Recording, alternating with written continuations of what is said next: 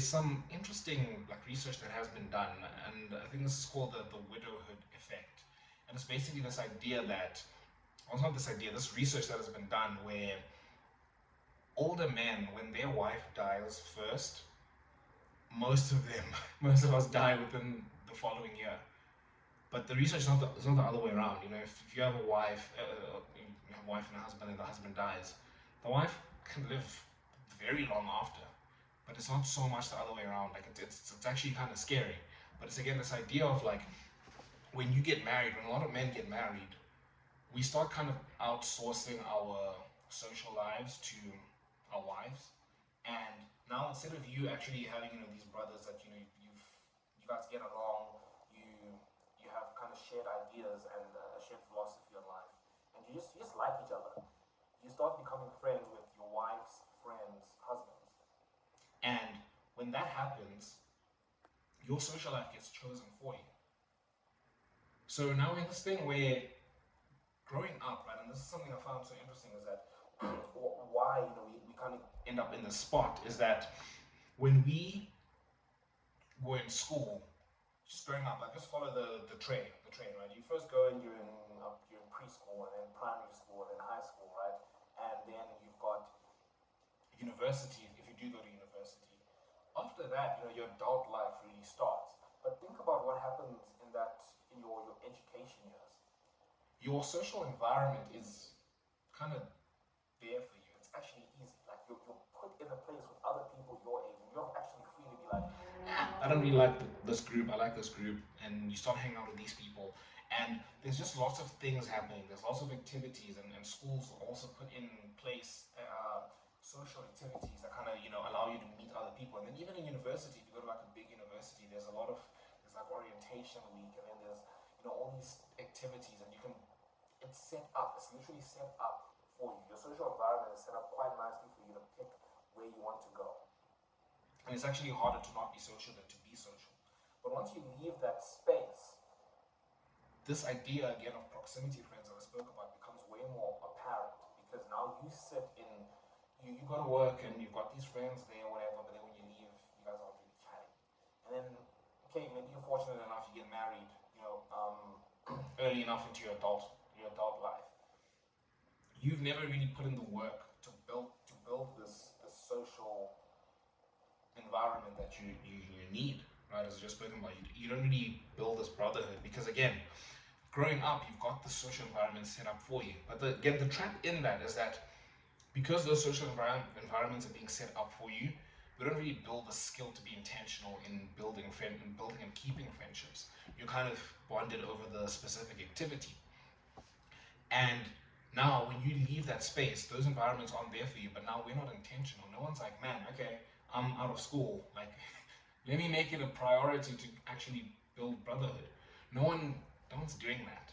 And the interesting thing, as you can see in the stats, women are very good at doing that. They're very good at keeping long-term friendships over time. Now we're good at this thing, right?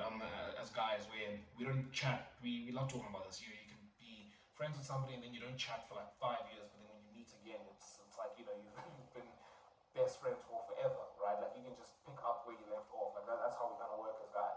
But that works to our detriment, because you don't really get to build those sustaining friendships that actually allow you to kind of do that deep work, over your lifetime, where you guys are working and you're bonding and you're building together and you're sharpening each other, in light of Proverbs 27:17. We don't get that because we're not intentional about it. And the sad part is that we live in a place where brotherhood it's more accessible than it's ever been. Like, what world are you able to go online, right? To go somewhere and just literally around the world, you guys can gather over a specific, like you can gather over such a niche topic, whether it's a YouTube channel, Discord, Instagram, Reddit, if you use Reddit, and all that stuff, right? Back then, it was kind of just the people you have around your life in your town, in your small town. You make friends with whoever's there, whoever's around your age, and that's kind of it. But nowadays, you can actually pick people you want to be friends with. There's a lot going on, and that kind of works to our detriment. It's an interesting paradox. It's like we've got more options than we've ever had, and we can actually have the tools available to us to actually build the proper brotherhood we need. But then also in that, because we've got so many options and there's just so many decisions to make, we just don't make the decision. And this is a well-documented fact in like marketing, for example. Like if you give people way too many options, they just don't pick. Right? It becomes difficult for them to actually pick. But if you give them like 2 or 3 options, you're like pick between this, or this and this, then they'll pick it. It's a lot easier of a decision to make. We don't like, making crazy decisions, and that's what makes it difficult. But I want to stick to the point. The tools are available for us to actually build brotherhood. Brotherhood is more accessible than it's ever been. So why don't you still have brotherhood? Why do you still not have brotherhood if it's the case that we've got the best tools and brotherhood is more accessible than it's ever been? The reason for that is intentionality. Like you're just not intentional. I mean, we're not intentional at all about it. But that's the beautiful thing. If we just actually make it a priority and we start looking and trying to build, then we can actually go and build this brotherhood. And for me, that's where I want to come into the place of like, okay, cool, Gideon, like, you've explained why we need brotherhood and it's actually available to us, but like, how would I?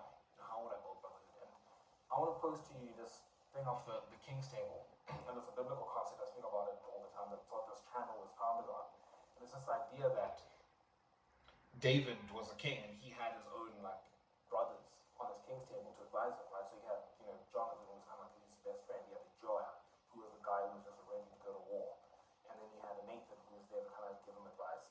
And for me, I'm like, this idea of the King's Table is this thing where you've got your guys that walk a journey with you. Like they know everything about you, you know everything about them, and then it's like they're actually able to point out to you. And I think we've tried to outsource this with like therapists and all that stuff, right? Where it's like you have this person who's you're having deep conversations with, and then they're actually able to see things you can't see because obviously you're living in it, right? But that's what friendship is supposed to do. You're supposed to have friends that like you're like, hey, we've been close friends for forever, and you don't want to fall in the trap where oh, I've been friends with this guy for 20 years, but you still don't know what his deepest, like darkest desires are. I mean, put it that way. You know the things he struggles with the most.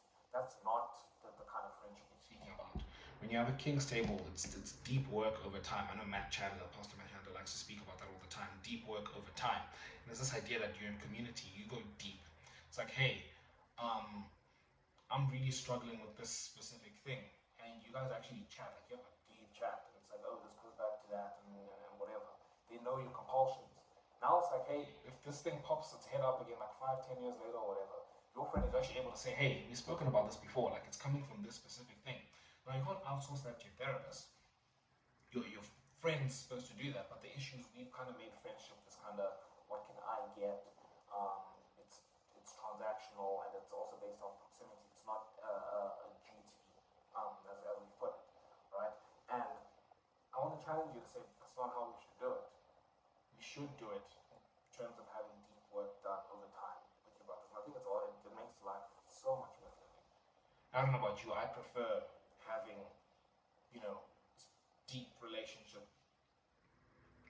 I want to have like I want to have a wife, and then my friends also want something similar where it's like we start building and we just build until we die. Like I don't want to build something with someone, cuts off, and then you have to start again, and you start again, and start again. It gets exhausting, and I think that's why we find ourselves in the places that we are. And when you don't know where to start, I do have videos on how you can actually physically go out there, like practically go out there and build brotherhood. But I also have a Discord in my description. Had a bit of a brain fart there. If you want somewhere to start. But yeah, I'd love to know what you guys think, and let me just close this out. In the end, you probably didn't want a perfect life as much as you want people to share it with. People who know you, people who sharpen you, people who are genuinely in your corner. Because maybe the life you keep imagining was never meant to be built alone. And maybe the reason you felt stuck isn't because you're incapable. Maybe you've just been carrying everything by yourself for way too long. Maybe the realization isn't that brotherhood doesn't exist. Maybe it's that nobody was ever going to build it for you. Maybe you have to go first.